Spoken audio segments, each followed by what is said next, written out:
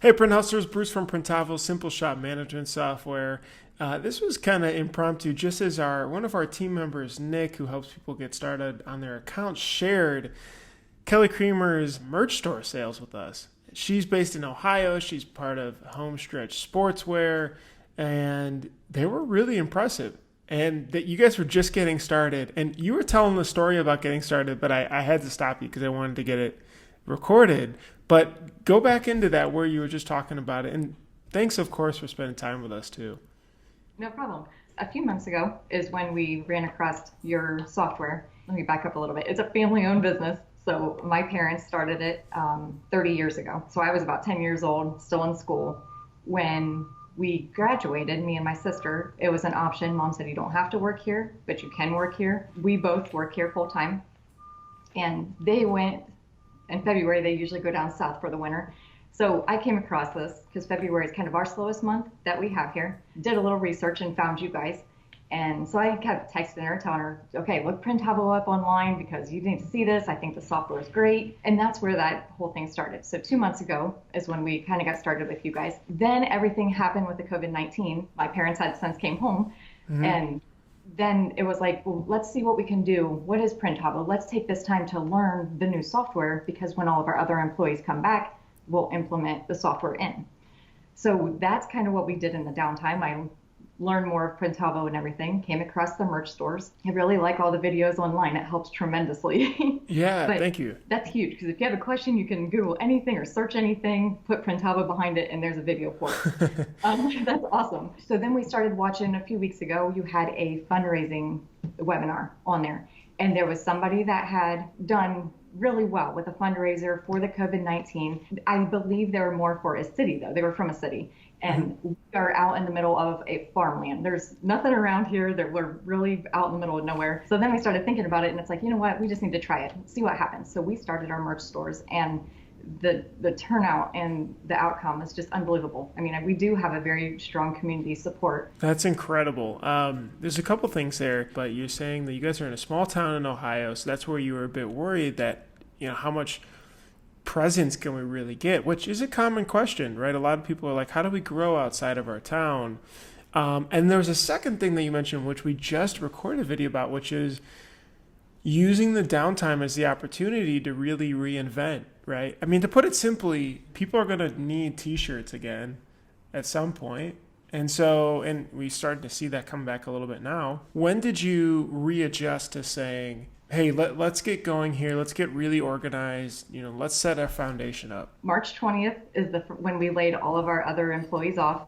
I'll never forget that day just because in the 30 years that Mom has had the store, we've never had to lay anybody off. So that was kind of a big thing that we've always stood on, that, we've been through different situations, slow times, but we've always made it through. We've never really had to lay anybody off. So when we did that Friday, it was such an odd feeling. And then that following week, our family's still here. It was kind of like you come in the next Monday and what do? You don't have any workers. You really don't have anything to do. We just kind of took it upon ourselves to stay focused. And before this, when you had day-to-day activity and everything was normal, it's like, it'd be nice if the world would just stop for 1 minute so I can get caught up.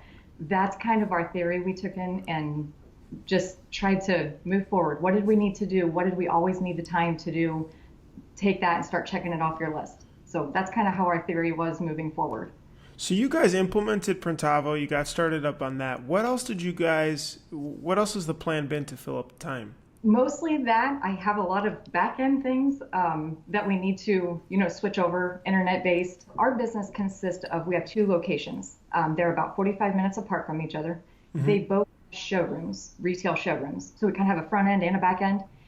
Those type of things we just wanted to freshen up on. We have a point of sale out front to take care of our customers. Those type of things we just needed to make sure I had everything where we thought we wanted to. I mean, technology changes so quickly that Sure. I just think if you stay up with that, you still work hard, but you work smarter. Did you say that both locations have a back office, the production and the front office too? Our St. Henry location has all the equipment.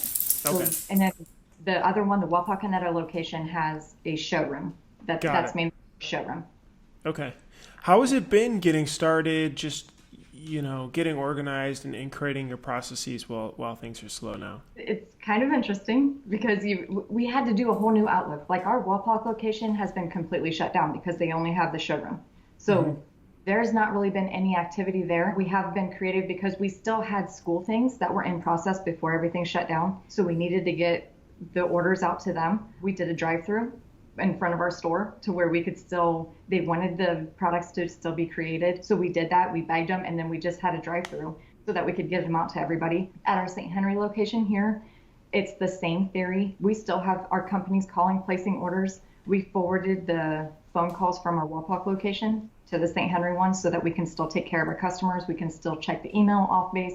So we still have orders that are coming in, not near like we would if we were open on a normal day-to-day basis. But it helps. But that's kind of how we've implemented it. It was just kind of a unique situation that you don't really have your customers walking in the front door. But I believe that's where the merch store came into play, is to put it online because anybody can shop at any time, not just during our store hours. So it's kind of a switch, I believe, that moving forward, that we want to still continue to service our customers, but also our companies. But we can do that through the merch store better and not have, the retail hours that we need maybe to service the people walking in the front door. Sure. Did custom orders really drop completely off, or are you guys still starting to do that via phone and email and so on, plus the merch stores? Kind of. It's definitely slowed down, but it has not stopped. We still have our companies calling saying, I still need my company shirts. Are you guys making shirts yet? Are you still open? And those type of things. The individuals coming is not. We don't have any school activities going on anymore. Our summer rec is not playing ball this summer. So, there's different things that obviously have been canceled that had not happened. There's a lot of 5Ks also that have been canceled. So there's a few things that we definitely had on our calendar that's not going to be there anymore. But I believe there's still that same thing that we need to push our merch stores and create them for a company, have that up to do that. And I believe that's going to help out tremendously. How did you help handle and work with your team, right? So it seems like, family-owned company, you've taken care, of your staff for a long time. How did you, reassure them or be able to communicate all this and what you're looking for? Yeah, and this is going to be new because when we left off, when they got laid off, we didn't really have anything implemented for merch, Printavo. So I'm really excited. Everybody's going to come back on Monday. Awesome. They start back. But I'm really excited to talk to them because they did not know really much about Printavo, let alone we did not implement it through the store. It was kind of like we were working on it on the back end. How do we get it set up? How are we putting it through the store? But all that happened during the shutdown. So when they probably saw these stores that we were doing, it's probably brand new. They probably have never seen Printavo, let alone, anything else that we've done. So I'm pretty excited to see what they have to say and, how we're going to do it. But moving forward now, it's a whole new learning thing that we're going to put through the whole production in the showroom and making sure that we can have Printavo and part of that. Got it. Okay. That's really exciting. So how did you guys get started in merch stores with getting your first few customers? I know it says publicly how much you guys have fundraised, but you guys have done a lot in sales. Are you okay saying like a rough number? Yeah, we're almost at 60,000. Which is crazy, especially for just getting started and in a smaller town, which people just sometimes, like you had, you're like, I don't know, you're not sure. And sometimes they write it off. But how did you get started with it, the types of people you went after? So what we did is after we had our game plan of this fundraising store that we wanted to do, we reached out to the Chamber of Commerce and we had them kind of showed them the idea. I wrote the whole thing. I created the store so that we could just send them the link and say, this is kind of our idea. This is what we want to do. Can you help us get these out to the businesses? And they jumped right on board. They thought that was a great idea. Our St. Henry location is in Mercer County. That's the county that we're in. So we sent it to the Mercer County Chamber. Wapak, our other location, is in All Glaze County. So we actually sent it to the Wapak Chamber as well. So we had two different entities, and that's why we have two different stores, is because they're in two different counties. But they were just as well, we sent it to the Wapak Chamber and they were on board too. They liked it. They sent it out to the chamber members, and that's kind of how the word got out. We also put it on our website online, but it was definitely, the chambers helped us push it out. We put it on Facebook. Were you close with the chamber, or did you just email them or call them, or? We just pretty much emailed them and showed them the whole thing we have. Again, we're in kind of a small town, so it's not just a random name. I mean, they kind of know us. They've worked with us before. Okay. We also sent it out to another entity in Mercer County that he deals with a lot of the small businesses. That's kind of on a day-to-day basis. And he sent it out to their businesses as well. So they may have heard it from a few different angles at a short period of time. Got it. And then did they send out a form or something that said, if you're interested, reach out to Kelly, here's her info to get going? Actually, it was an email. Yep. And that's kind of how I created the email, is that if they're interested, any business can participate, and they just need to send their logo of what they want on the front of the shirt, which would be their business, and then email that to Homestretch, and then we would get them added onto the business. The first few days I was nervous. I didn't think it was really taking off, and I thought, this is typical. This is what I was expecting, because it's just a small town and it's not going to really be what we saw, on your other video that we watched. Yeah. But then the next day, it was crazy. There was so many emails in our email that in the morning that we went added. Me and my sister basically sat at each one of our computers, and it was nice because you can still work from home because everything's on the computer. Right. But it was crazy because I was taking in the emails, and then she was creating the image that goes on the front of the shirt. So we're uploading their business as soon as they would come in. And then we sent them another email back to confirm that, look at the online store, make sure your logo looks okay.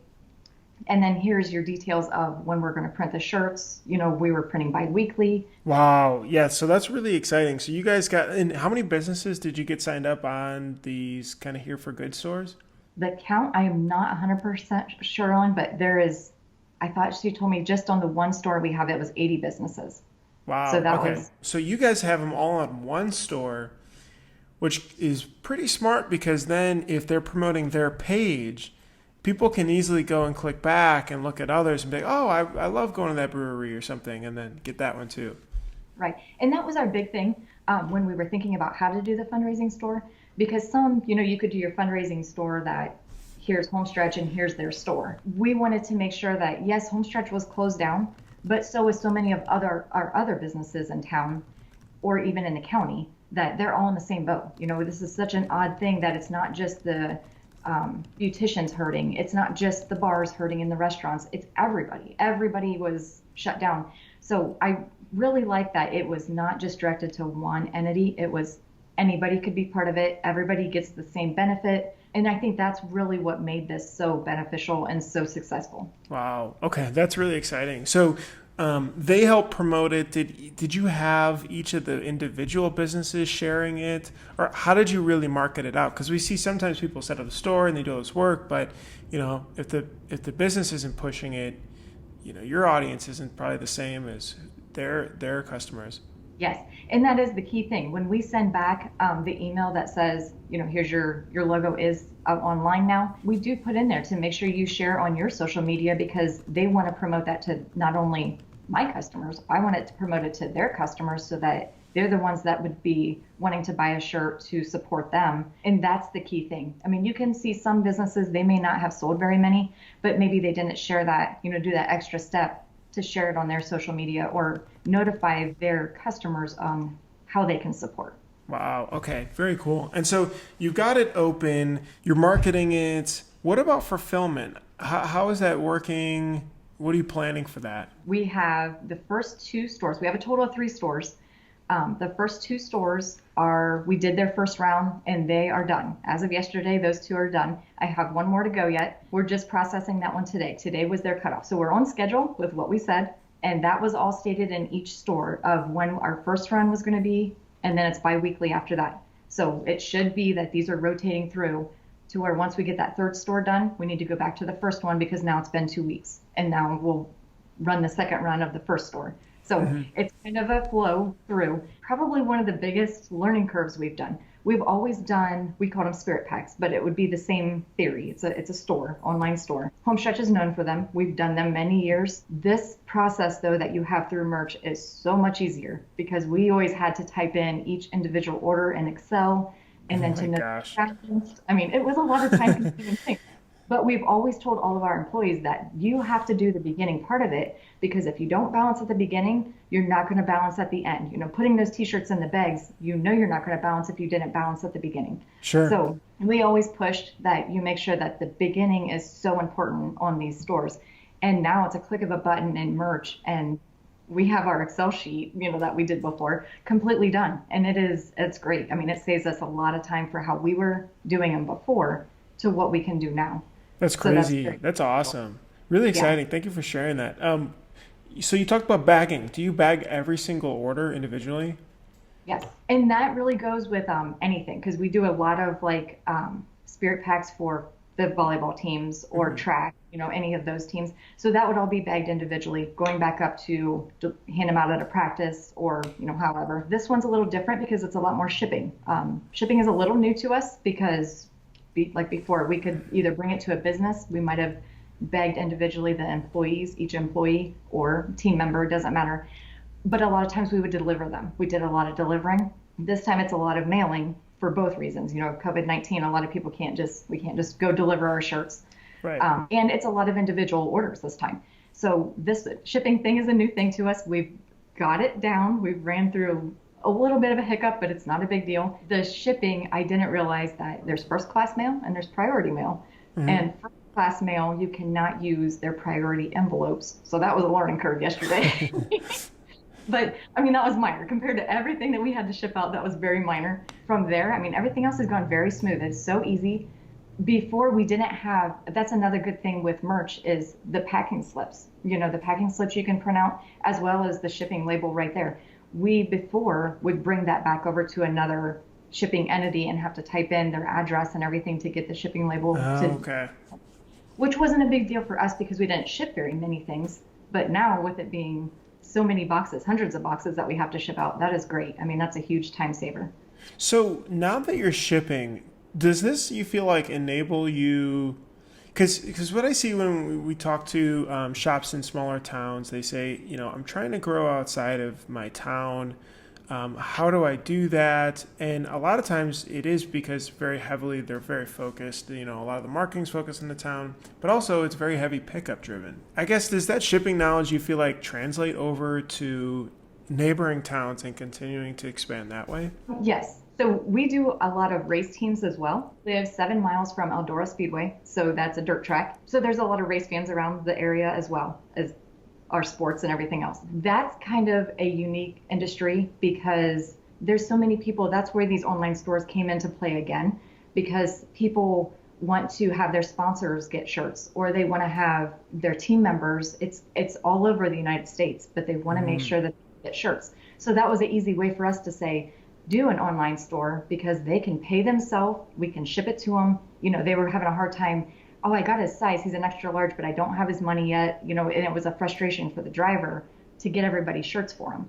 So that was another entity that's completely different, but yet still benefits from an online store as well. So there's so many different entities that could use these online stores. This is for, you said track and field or? Racing. This is for racing. Like dirt track racing. Yeah. Oh, gotcha. Okay, so when they're going around and competing, that's where you're trying to help them to get the sponsors and everybody else who needs a shirt and their fans and everything. Yep. Got it. Okay. Yeah, and we just started one of theirs because they obviously are not racing either at this time. But we just did a new store a few days ago for a guy. He said he was going to go somewhere else, and he wanted us to do his bulk order of shirts. But he was going to go somewhere else and have an online store made because it was going to be easier for him to get his orders. Right. No inventory. Yeah. And I kind of took a step back on that one because that's kind of a shame on us because I wasn't really explaining to him. I guess I never thought about that yes, he could use an online store as well. You know, I never really said that to him before. We've done his shirts quite a few years in a row now. But that was a learning curve for me because we always need to throw that out for an option because it benefits anybody. It doesn't have to be just a huge organization. It could be anybody. That's a great point. And actually, that's a really interesting point of explaining the process of how it works. Because, you just don't think of it. They just start thinking, yeah, I just order the stuff as I normally would, and maybe the store helps me to sell it. But do you guys have some sort of terms and conditions that you try to show or try to explain beforehand too? We do. The big thing is that we make sure that they have to sell at least 12 pieces because we're not going to put a store up there and then if they sell one or two items, we're just going to refund the customer then. Because if they don't hit their minimum, then if they tried, but they don't have enough of an interest, we'll just refund as long as we have 12 pieces to screen print, we will go ahead and fulfill the orders. That makes sense. And then is that within a certain time frame, like a 2-week time frame, 12 minimum? Right. Yep. Okay. Yep. And we usually do like to tell us a date you want us to turn the store on and off because otherwise it just drags on and you just want to set up and do one run for your production. And otherwise they're going to have a frustration too. And it's not going to be a profitable sale if you have to set up many times. So sure. Yeah, the start, turn on, turn off is a big thing too. That makes sense. Yeah, we just released the timers and the auto close for the stores, and we've definitely seen, we're running initial data. It's been very interesting. The people who put the timers on the store, they generally have fundraised more because, just people, it's the sense of urgency thing, right? So we're still collecting, so I don't want to push anything too soon. When we don't have significance around it, but it's looking pretty promising. Okay, let's say a year from now, right? Let's say hopefully we've moved on, things are more back to normal as far as coronavirus related. Where else do you feel like you can apply merch stores to be able to, because this sounds like a really strong sales tool now just to add to your mix. You talked about the racing is really big. Are there other areas that you'd want to try to apply it to? We also believe that it would just be the individual companies, the companies that we are currently doing work for. How easy would it be for them just to jump back on? And if we already did t-shirts for them, put that t-shirt on a merch store. And if they want it password protected, you already have that option for them so that not everybody can jump on and order a shirt. It's only for their company. But how easy would that be for them to reorder their own shirts online and hit submit? They don't have to come in here. They don't have to look through books. They already know what they want. It's going to be a very easy thing. If they want their t-shirts on there, their hats on there, their polo shirts for their office workers, they can set up the store for whatever they want, but then it's always there for them to order. I think that would be a very convenient thing for companies as well. Does that help you with pricing too? Because it's not necessarily more volume based. And on top of it, setting up the store is time.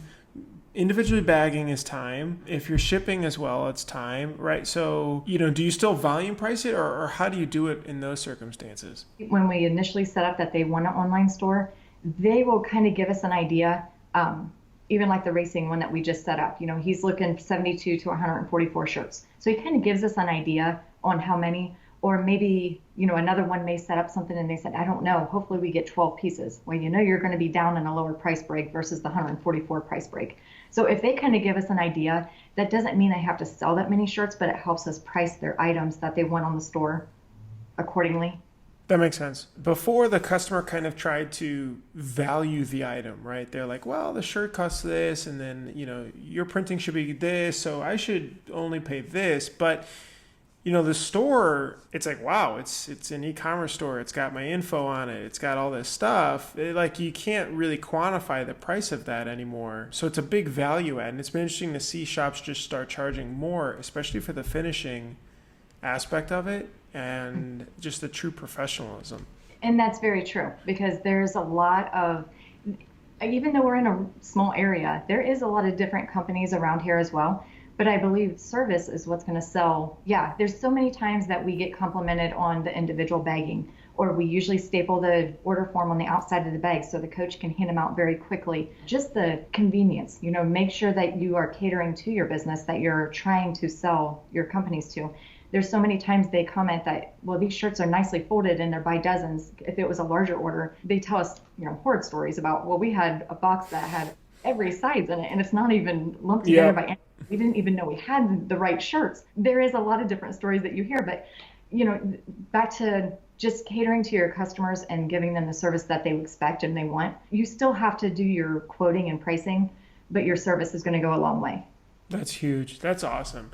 Kelly, thanks so much for being able to join us today and just sharing these stories. I mean, this is really, really exciting for me because as we meet with so many shops, again, especially the small town shops, sometimes they get down on themselves because they're in small town, but you're using it to your advantage. I mean, it just means that you're tighter knit, you can offer really good service, and now you've got all these skill sets to continue to push out. So this is exciting. Yeah, it is. And thanks, because the software is great. This has definitely been a huge change to our company. This is definitely good. I'll tell the team that. Yeah, thank you. We're just getting started, so we're excited too.